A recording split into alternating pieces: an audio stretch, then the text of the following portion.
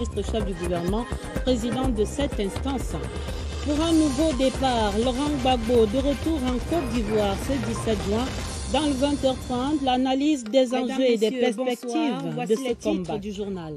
Pour le mieux-être des populations à la base. Pour une victoire absolue et un premier trophée à la CAN de handball, les Lions indomptables affûtent leurs griffes ce soir pour affronter les Panthères noires d'Angola. C'est demain vendredi, le duel des fauves en finale de la CAN. Quelle chance pour le Cameroun. Regard d'experts en page des sports. Et puis nous recevrons sur ce plateau l'administrateur directeur général de la régionale d'épargne et de crédit pour les dernières évolutions en exclusivité ici au 20h30. Pour une victoire absolue voilà pour les titres, développement à la CAN de handball, les Lions indomptables affûtent leurs griffes ce soir pour affronter les Panthères noires d'Angola. C'est demain vendredi, le duel des fauves en finale de la CAN. Quelle chance pour le Cameroun. Vous lavez régulièrement les mains. Et puis nous recevrons sur ce plateau l'administrateur directeur général de la régionale d'épargne et de crédit pour les dernières évolutions en exclusivité ici. C'est le seul moyen de préserver les vies et de freiner la propagation du virus.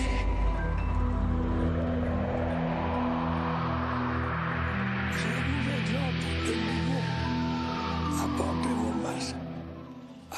Cap sur le développement local, le Conseil national de la décentralisation, présidé ce jeudi par le Premier ministre chef du gouvernement, Joseph Dione Bouté, prescrit l'accélération du transfert des compétences et des crédits et la maîtrise du rôle de tous les acteurs.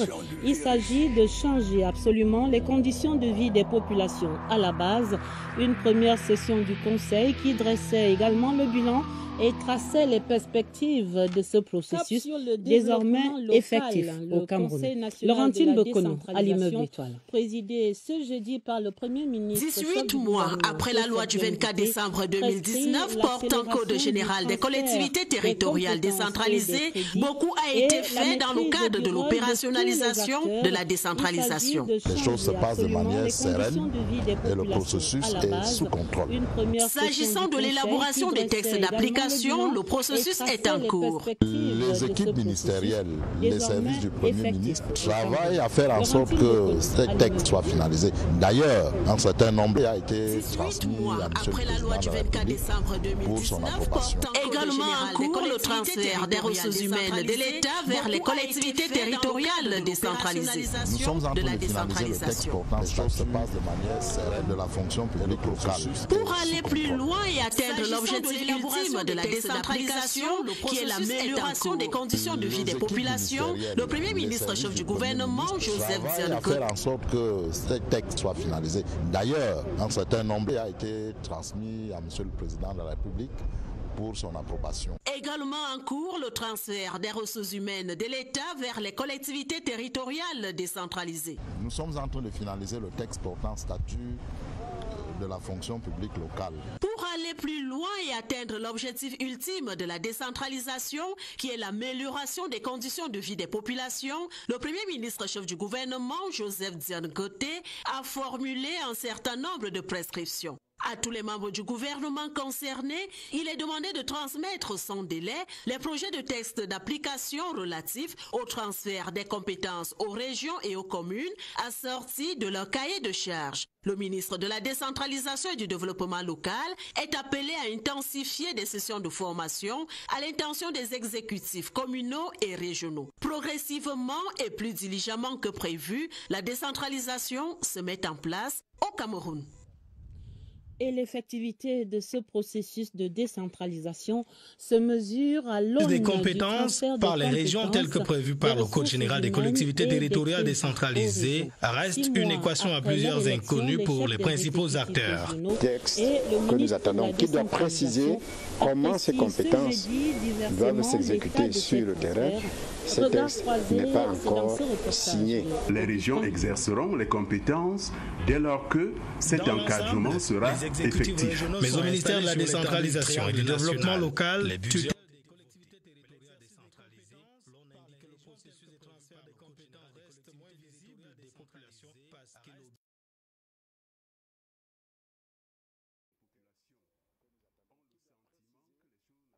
c'est simplement parce qu'elles ne sont pas véritablement au courant de ce que font les régions. Le deuxième semestre de la première mandature des conseillers régionaux est enclenché. Les populations attendent de voir cette volonté du chef de l'État se traduire en actes concrets sur l'étendue du territoire national. Décentralisé, et dans cette décentralisation en marche au Cameroun, un acteur majeur sur la scène depuis cette semaine, c'est le FECOM qui présente son offre de services aux exécutifs régionaux. Et ce jeudi, c'était le tour des présidents des conseils régionaux du Nord et de l'Extrême Nord de présenter également leurs attentes à Philippe Camille Akor, le directeur général du Fonds spécial d'équipement et d'intervention intercommunale, a accroché l'attention de ses hôtes avec des maquettes d'hôtels des régions plus que futuristes. Le point de cette rencontre avec Jean-Pierre Congé, qui présente son offre de services aux destinée à présenter aux exécutifs régionaux les opportunités et les mécanismes d'accompagnement que peut leur apporter le Fonds spécial d'intervention intercommunale, les échanges faits comme région de l'extrême nord et du nord, l'avis des responsables de ces exécutifs sont allés au-delà de leurs espérances. Et la vision qu'ils ont présentée, c'est vraiment une vision futuriste et bien faite. Nous tenons le dossier et nous allons tout mettre en œuvre pour pouvoir trouver les moyens de mettre en application tous ces plans destinés à présenter aux exécutifs régionaux les nous allons les présenter à nos partenaires, à nos conseillers régionaux. Nous avons été vraiment édifiés par la mission de FECOM, quelqu'un peut déjà vous accompagner dans la maquettation du projet puis aussi vous financer. Émerveillés, les responsables des exécutifs régionaux du Nord et de l'Extrême Nord l'ont surtout été par les projets d'hôtels de région qui leur ont été présentés. En forme de sarré pour l'Extrême Nord avec une cour centrale et une clôture, ce projet d'édifice s'inspire de l'architecture locale, notamment des cases en obus. Pour le Nord, le projet d'hôtel de région s'inspire du style arabo-mauresque que l'on retrouve dans les mosquées. Finalité, ressortir l'importance du sacré dans la culture locale. Au cours des échanges, il a été conseillé aux deux exécutifs régionaux de penser grand et de commencer à acquérir les espaces nécessaires pour la construction de ces hôtels de région autour desquels devraient se bâtir des villes nouvelles et modernes. Avec une cour centrale et une clôture, ce projet d'édifice s'inspire de l'architecture locale, notamment des cases en obus. Pour le Nord, à la régionale d'épargne et de crédit, la microfinance devient banque en bonne et due forme et propose à sa clientèle des services bancaires innovants comme cet appel à l'épargne publique lancé au mois de mars dernier. Les espaces nécessaires pour la construction de ces hôtels de région autour desquels devraient se bâtir des villes nouvelles et modernes. Autre chose à présent dans le journal et cette nouvelle ère qui s'ouvre à la régionale d'épargne et de crédit. La microfinance devient banque en bonne et due forme et propose à sa clientèle des services bancaires innovants comme cet appel à l'épargne publique lancé au mois de mars dernier. En adoptant ce modèle d'investissement, la régionale a ouvert son capital à l'actionnariat populaire.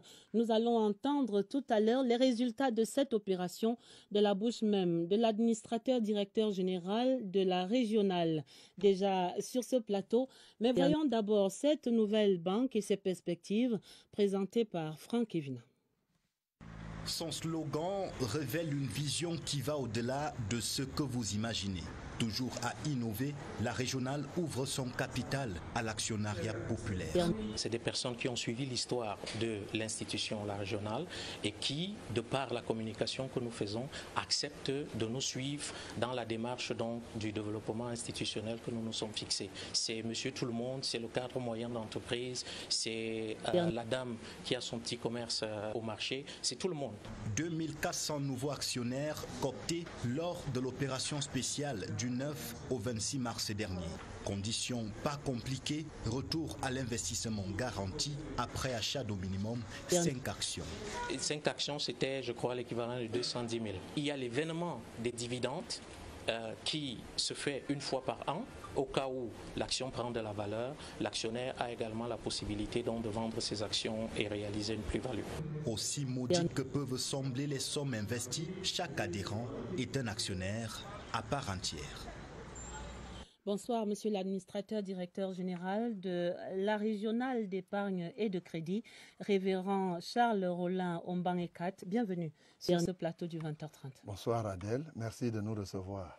Vous êtes chez vous, alors question, que faut-il retenir au terme de cette assemblée générale que vous venez de clôturer tout à l'heure à votre siège de l'ONCAC à Yaoundé? Effectivement, Adèle, nous avons eu une assemblée générale dite mixte, c'est-à-dire une assemblée générale ordinaire et en même temps extraordinaire. Assemblée ordinaire, c'est la clôture de l'exercice 2020. Extraordinaire parce que nous y avons pris 3 grandes résolutions. Lesquelles? 3 grandes choses ont été faites. La première, c'est le point que nous avons fait sur, effectivement, l'appel public à l'épargne. Cette opération qu'on a lancée au mois de mars et qui nous a permis d'obtenir 2400 nouveaux actionnaires. Nous avons fait le point donc avec les actionnaires et... Ça fait beaucoup d'actionnaires pour une assemblée générale. C'est vrai, c'est notre stratégie. Nous voulons que la régionale, effectivement, soit une banque à capitaux populaires. C'est-à-dire qu'il faut que la Bayamselam qui est au marché, la journaliste que vous êtes, que chacun se retrouve et qu'il soit actionnaire. C'est pourquoi nous avons ouvert le capital pour que chacun, on dit c'est la régionale, chaque région, chaque niveau, il faudrait que les gens soient actionnaires. Donc, la deuxième chose que nous avons faite, effectivement, c'est que nous avons décidé d'intégrer ces nouveaux actionnaires. Parce que, vous savez, les 2400 nouveaux actionnaires nous ont apporté 2,588 milliards. Et il fallait donc maintenant procéder à leur intégration pour qu'ils jouissent entièrement de leurs droits. De sorte que, par leur intégration, on a augmenté donc le capital qui nous permet désormais de passer banque. La troisième, justement, comme ça a été dit, c'est une décision forte à compter d'aujourd'hui.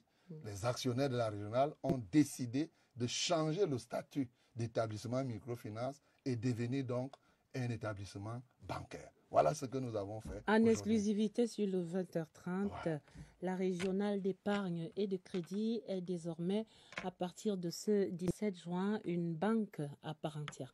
Alors, revenons à ces souscripteurs du mois de mars. Que gagnent-ils au terme de cette évaluation et de cette opération d'appel public à l'épargne? Je dois vous avouer que ce qui s'est passé par la souscription, vraiment, nous tenons à remercier d'abord tous ceux qui nous ont fait confiance. Et j'annonce effectivement aussi que les souscripteurs au mois de mars ont réalisé une opération qui, vraiment, je rappelle, est inédite. Tenez, sur 2 angles, ces souscripteurs gagnent. Premier élément, j'annonce que tous ceux qui ont souscrit au mois de mars, là, Adèle, ça fait 2021, ça fait à peine 3 mois, viennent de gagner 20% pour chacun pour leur souscription. Ça veut dire que quoi? Quelqu'un qui a souscrit, qui a pris 100 actions, devient maintenant actionnaire avec 120. C'est ce qui s'est passé. Ça veut dire que vous avez investi 4 200 000, vous vous retrouvez avec 5 40 000 en moins de 3 mois. Mieux que ce que nous imaginions. La deuxième chose, très très importante, puisque nous avons clôturé l'exercice avec 1 milliard de résultats, les actionnaires, bien qu'ils ont souscrit en 2021, auront désormais part, parce qu'on les a intégrés, ils auront désormais part aux dividendes, c'est-à-dire au partage de ces 1 milliard-là quand on va le faire. Donc ils ont gagné au niveau des actions, ils ont gagné aussi au niveau du partage des dividendes. Ça, c'est inédit. Je pense qu'il n'y a qu'à la régionale qu'on peut trouver ça. Et on vous suit bien. Alors, qu'est-ce que vous réservez encore et à ces actionnaires et à l'ensemble de votre clientèle? Qu'est-ce qu'il y a dans votre chapeau encore?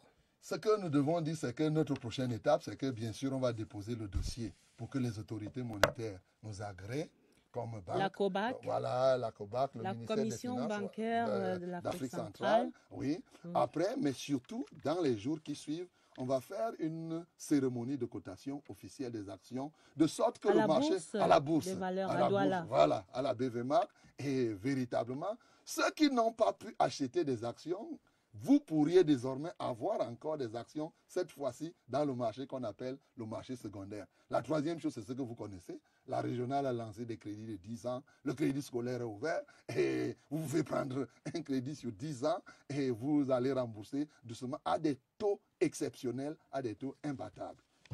Merci infiniment, révérend Charles Rollin Omban-Ikat, pour toutes ces nouvelles en exclusivité ici à la CRTV ce soir. Et bon vent à la régionale et à toute votre clientèle. C'est moi qui vous remercie. Que Dieu continue à bénir la CRTV.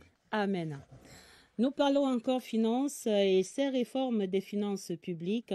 La Direction générale du budget qui évaluait mardi les performances dans le cadre de la mise en œuvre du programme de modernisation de la gestion budgétaire. À l'occasion, des distinctions honorifiques ont été décernées au personnel méritant et qui ont contribué donc au succès du programme de modernisation de cette gestion budgétaire. Joël Igor Abanda.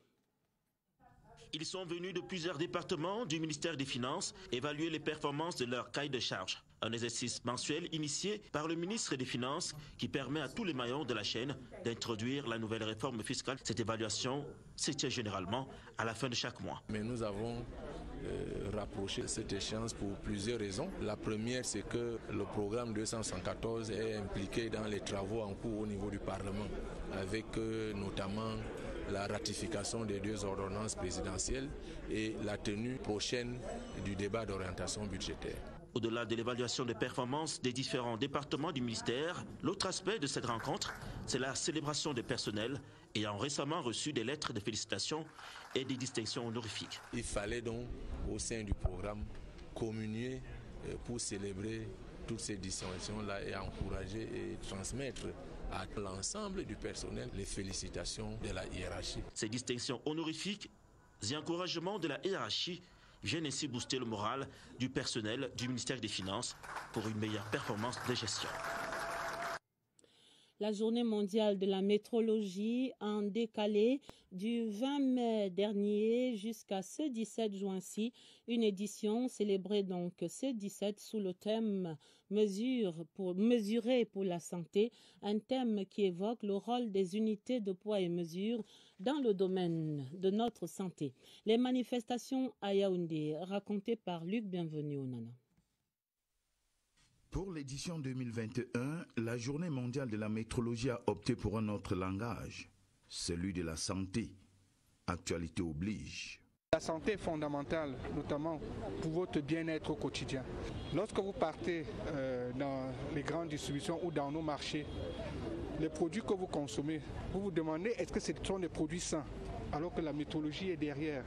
Vous savez qu'1 degré de température de plus pour des produits frais, ça fait augmenter en termes de millions le nombre de bactéries. Donc on ne s'amuse pas avec les éléments de température. Mesurer pour la santé, un thème en 4 mots, pourtant si riche, si révélateur. Que nous prenions non seulement la pleine mesure de l'importance de la métrologie dans tous les secteurs de la vie publique, mais aussi et surtout dans l'implication de la métrologie dans le développement de notre pays.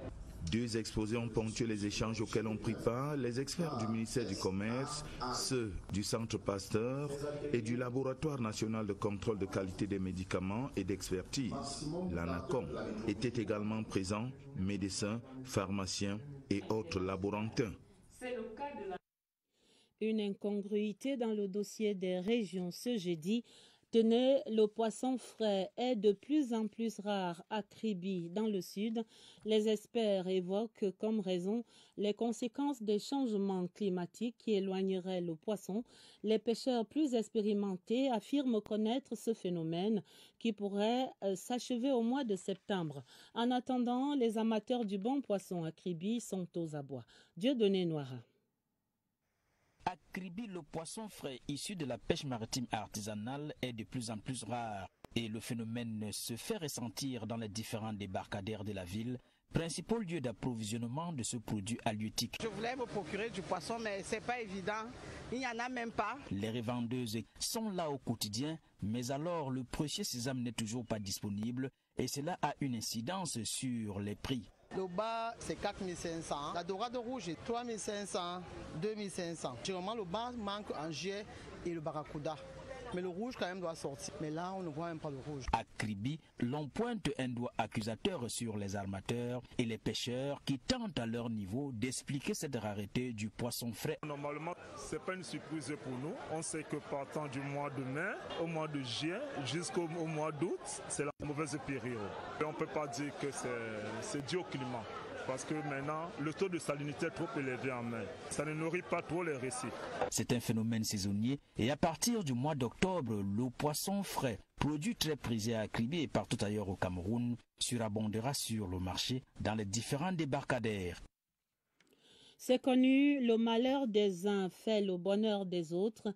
Les filets des pêcheurs sont vides et ce sont les pisciculteurs qui se frottent les mains.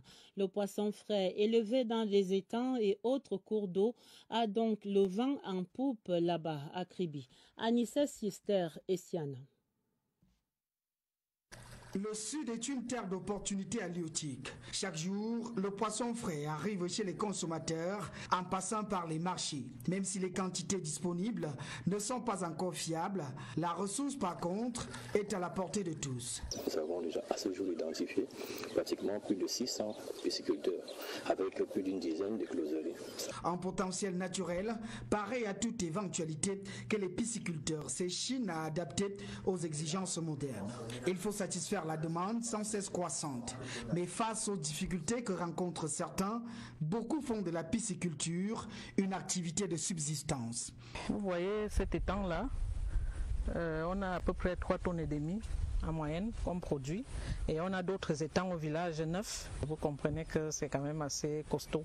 La difficulté aujourd'hui pour produire du poisson est basée sur l'accès au financement parce que les taux bancaires sont très élevés, 18%. Malgré tout, les tilapias, clarias et autres kangas sortent toujours des étangs pour le plaisir des palais. Le poisson, elle est silue. Et bon appétit. Le projet Filets sociaux qui fait des heureux dans la région de la Damawa. Des familles ont commencé à percevoir ces appuis du projet qui est financé par la Banque mondiale et le gouvernement camerounais. Ngaoundéré, Daniel Belinga Nguene raconte le lancement de ces opérations. L'histoire de Adadjoda ressemble à celle de 80 000 autres Camerounais ayant reçu un appui financier pour la riposte Covid-19. Un matin, j'étais là, je faisais mon commerce, j'ai crié mes arachides. Une femme et un homme ont toqué au portail, j'ai demandé qu'elles entrent. C'est comme ça qu'elles m'ont dit qu'elles sont là sur le cadre du Covid, qui sont là pour aider. Bon, je n'ai même pas cru. Marchande de petits commerces d'arachides, habitant les créfonds du quartier Onaref en Ngaoundéré, elle a reçu un ouf de soulagement du projet Filets sociaux. Ceci sans contrepartie. Un jour, j'étais assise comme ça à la maison. Je vois le message que madame, vous avez reçu un virement de 45 000. Une action gouvernementale que les autorités locales de la Damawa trouvent salutaire. Nous applaudissons franchement de deux mains cette aide-là. 180 000 francs payés en 3 tranches qui donnent une bouffée d'oxygène aux bénéficiaires. Ces deux premiers paiements permettent aux bénéficiaires de subvenir à leurs besoins vitaux. Par exemple, il y a des bénéficiaires qui étaient incapables de payer le loyer. Des financements qui apportent la joie dans ces familles démunies, même en cette période de crise sanitaire. Et j'attends encore. Le point des activités de ce jeudi à l'Assemblée nationale, c'était la deuxième série des échanges entre les commissions générales du travail et les personnalités ressources. Après le ministre de la Défense hier mercredi à l'Assemblée nationale, c'était le tour donc du ministre du Travail et de la Sécurité sociale d'éclairer la lanterne des membres de la commission, celle-ci des affaires culturelles et le thème la protection sociale au Cameroun. D'autres problématiques étaient également débattues au sein des réseaux parlementaires. La synthèse de ces activités avec Pulchéri Até. La question au centre de cet échange entre le ministre du Travail et de la Sécurité sociale et les membres de la Commission des affaires culturelles s'articulait autour de la protection sociale. Nous vivons l'ère de la pandémie du Covid-19.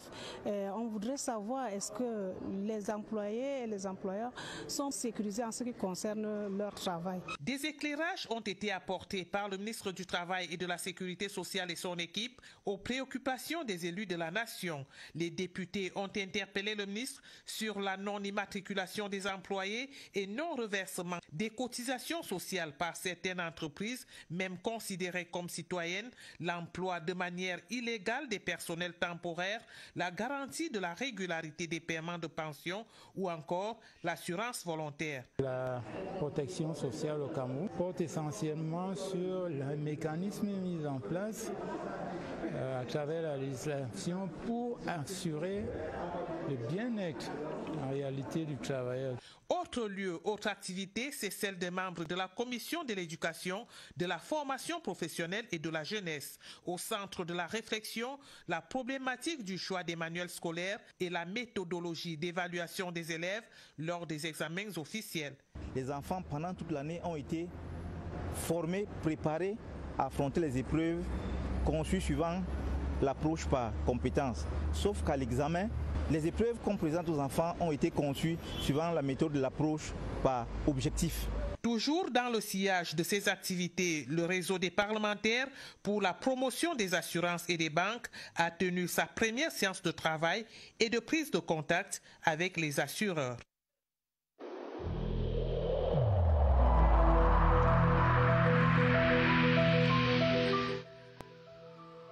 Malgré nos efforts, le Covid-19 a endeuillé de nombreuses familles et provoqué de graves difficultés dans le fonctionnement de notre économie et de notre société.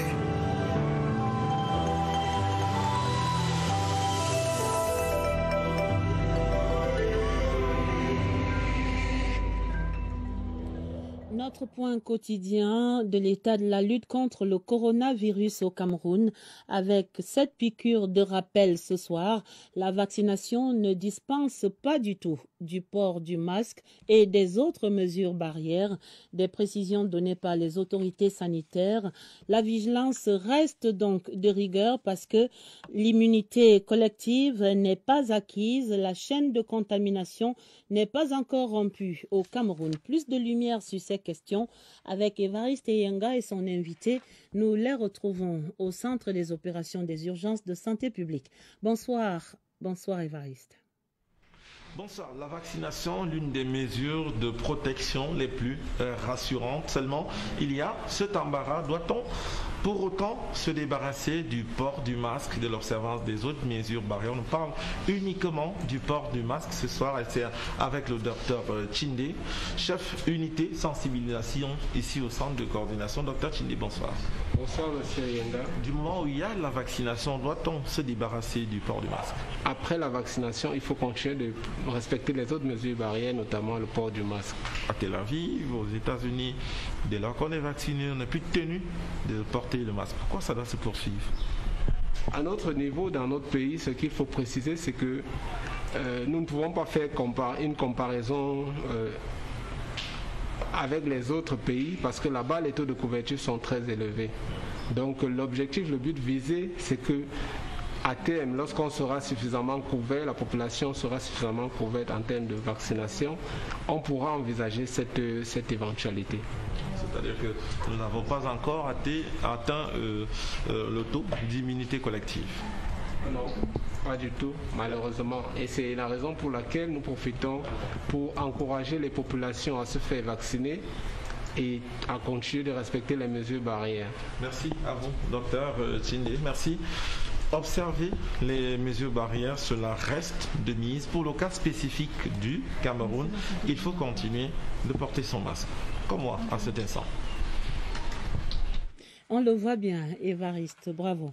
Et la suite du journal, nous parlons du renforcement de la protection des agents publics au Cameroun grâce à la Croix-Rouge qui va entamer une formation en secourisme. Le partenariat entre la Croix-Rouge camerounaise et le ministère de la fonction publique et de la réforme administrative était signé ce jeudi. L'objectif de cette session de formation pour les employés de l'État, c'est avec Catherine Toulouilanga. La Croix-Rouge et le ministère de la fonction publique fusionnent pour assurer la protection sanitaire des agents publics. Un partenariat scellé entre les deux institutions pour démarrer une formation des personnels et agents de l'État sur toute l'étendue du territoire national. À la clé, des outils nécessaires pour assurer les premiers secours. L'enjeu est de taille. En septembre 2020, il y a eu une fausse alerte à la bombe et ça a été la panique générale. Il y a certains de nos collaborateurs qui ont tenté même de se défenestrer à partir du 7e ou du 8e étage. La Croix-Rouge camerounaise affiche un engagement ferme pour accompagner cette action, elle qui accroît les capacités des communautés pour faire face aux situations de vulnérabilité. Nous allons intervenir dans la préparation et la réponse aux situations d'urgence. Les enjeux du secourisme dans cette institution publique s'inscrivent dans l'application du décret portant sécurisation du cadre de travail des agents publics. 16 personnels des différents régiments du génie militaire viennent de terminer une formation au maniement des engins explosifs improvisés.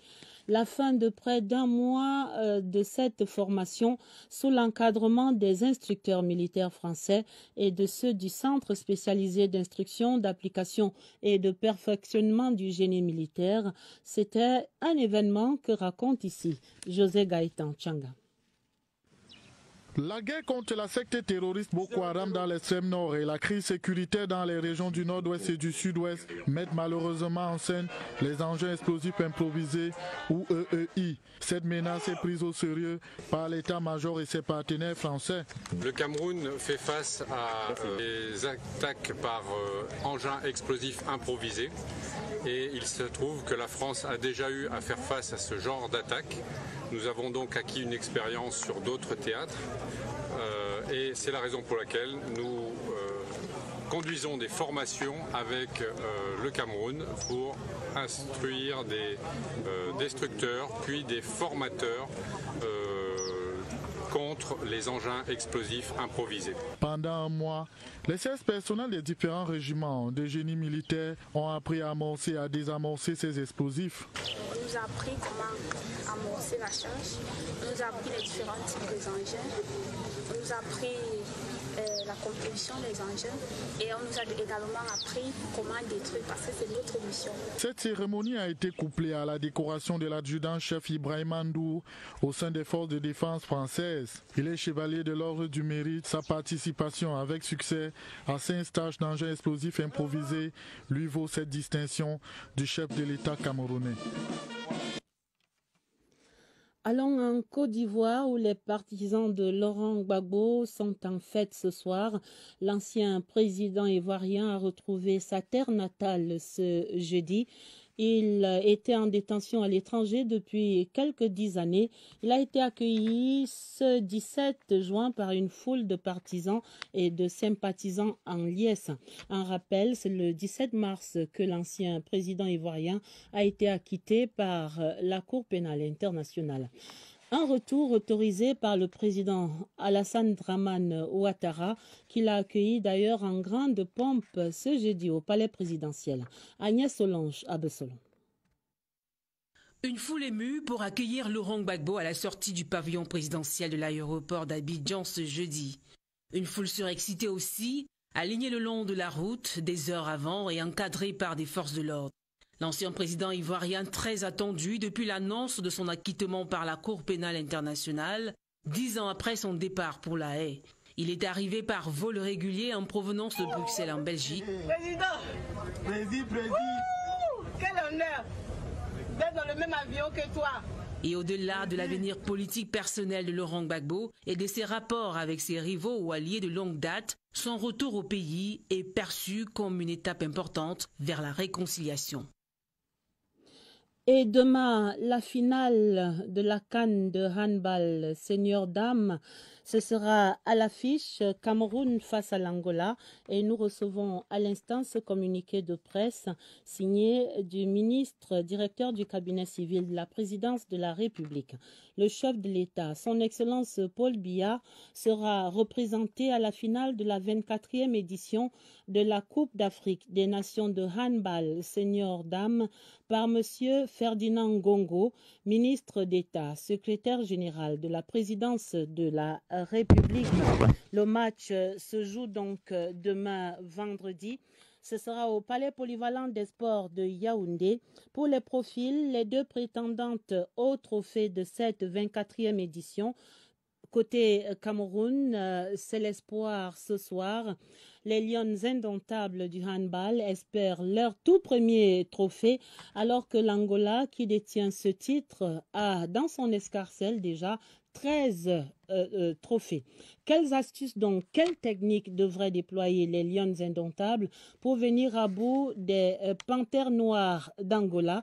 Réponse d'experts, c'est dans ce reportage de Joseph Gouet à Mandingue. Cameroun-Angola, la finale de la 24e CAN de handball sera un match comme les autres. Les Lions indomptables pourraient remporter la partie grâce à la loi du domicile, mais surtout qu'on soit très discipliné, qu'on soit très engagé et qu'on soit très solidaire dans le jeu. L'autre stratégie consisterait à bien mener le jeu défensif. Il va falloir rester à 7 sur le terrain, s'adapter à l'esprit de l'arbitrage. La victoire du Cameroun devrait aussi passer par une bonne lecture du jeu de l'adversaire. Si le Cameroun réussit à ne pas permettre que le pivot angolais puisse recevoir le ballon, ce sera un avantage pour nous. Tout compte fait, les Lions ne doivent se dire qu'une seule chose. Tout donner parce qu'il n'y aura plus un autre match. Elles doivent se donner à fond, le jouer à 100%. En attendant le face-à-face, la dernière confrontation entre le Cameroun et l'Angola remonte lors de la finale des 11e Jeux africains à Brazzaville. Le score de parité, 28 buts partout, avait conduit les deux sélections à la prolongation. À la fin, l'Angola est sorti vainqueur, 33-29. Ce vendredi 18 juin 2021 à Yaoundé, le Cameroun compte prendre sa revanche. Et on l'espère, on croise les doigts et c'est la veillée d'armes ce soir dans la tanière. Et cette 24e CAN féminine de handball livre déjà ses tout premiers bilans sur les gradins par exemple. L'événement aura eu un prestigieux spectateur de bout en bout présent à la quasi-totalité des matchs de ce tournoi. Son Excellence Roger Mila, il a vibré au rythme de cette discipline dont il est grand amateur et fin connaisseur. Il est, on se rappelle, le président de la TKC Handball Filles. L'ambassadeur itinérant raconte ici sa CAN à lui face à notre reporter Debin Kembe. Depuis le match d'ouverture Cameroun-Kenya, la silhouette de Roger Mila est repérable dans les gradins du Palais Polyvalent des Sports de Yaoundé. La star du football africain et mondial a un faible pour le handball. C'est son club formateur, son équipe de cœur, le TKC, qui un jour lui donne le gouvernail des Kalara Dames de handball. Ça fait 42 ans que je suis président de ce club. C'est donc tout naturellement qu'il suit la CAN africaine avec une attention particulière des matchs des Lions indomptables. Il regarde aussi de près leurs faiblesses. C'est à nous maintenant d'être disciplinés, ne pas faire beaucoup de fautes, parce qu'hier, on a joué presque 45 minutes en infériorité. Fort de ces arguments, il peut envisager l'issue de la finale Cameroun-Angola. Pour moi, elle n'est plus très redoutable. Quand je vois les matchs que j'ai vus là, et surtout le match contre la Tunisie, je pense qu'elles sont à notre portée. Inutile de lui demander pour quel camp son cœur battra à la chamade, le vieux lion du football à l'amour des jeunes lions de handball, chevillés au corps. Il sera certainement d'un grand soutien demain sur les gradins là-bas au Papouasie. Le tournoi international Fora Football Challenge, lui, va se dérouler du 30 août au 5 septembre selon les organisateurs et donnait un point de presse mardi ici à Yaoundé. Voici les précisions du président du comité d'organisation de ce tournoi dans une interview avec Georges Marcel Messila. Football Challenge de Yaoundé, c'est un tournoi qui est organisé par l'équipementier Foura et dont l'objectif est la promotion de la paix, de la solidarité africaine et de l'unité nationale en ce qui concerne le Cameroun. On attend 10 équipes qui viennent du Cameroun, de la République démocratique du Congo, de la Côte d'Ivoire, du Niger et de l'Angola. Du 30 août au 5 septembre, ici même à Yaoundé, sur des sites, le stade Omnisport Amadou Aïe de Yaoundé, le stade militaire de Yaoundé. Avant de refermer ce journal, je signale ce télégramme officiel de félicitations du président de la République, son Excellence Paul Biya, qui écrit à son Excellence Goni Thorlacius Johannesson, le président de la République d'Islande, et c'est à l'occasion de la célébration de la fête nationale de ce pays ami, ce 17 juin. La fin du 20h30, nous retenons essentiellement ce match de demain, la finale de la 24e édition de la Coupe d'Afrique des Nations de handball senior dames, et avec un hôte de marque à l'événement, le chef de l'État, son Excellence Paul Biya, sera représenté à cette finale de la 24e édition de la Coupe d'Afrique des Nations de handball senior dames par M. Ferdinand Gongo, le ministre d'État, secrétaire général de la présidence de la République, selon le communiqué de Samuel Mvondo Ayolo, le ministre directeur du cabinet civil de la présidence de la République, parvenu à ces plateaux il y a quelques minutes seulement. La fin de ce journal, préparé avec la collaboration de Sidouane Monkam, Auguste Angononga, Christelle Beina. Vous aurez d'autres informations à minuit présentées par Sadou Mamoudou et Elvis Teke. Retrouvez immédiatement l'intégralité de la communication gouvernementale donnée conjointement hier, mercredi, par les deux ministres de la Santé publique et de la Communication au sujet de la vaccination contre le Covid-19. Pour les éditions du week-end au 20h30, dès demain, vous serez en compagnie de Atabadino Omar. D'excellence d'avance, un excellent week-end et à lundi, 20h30.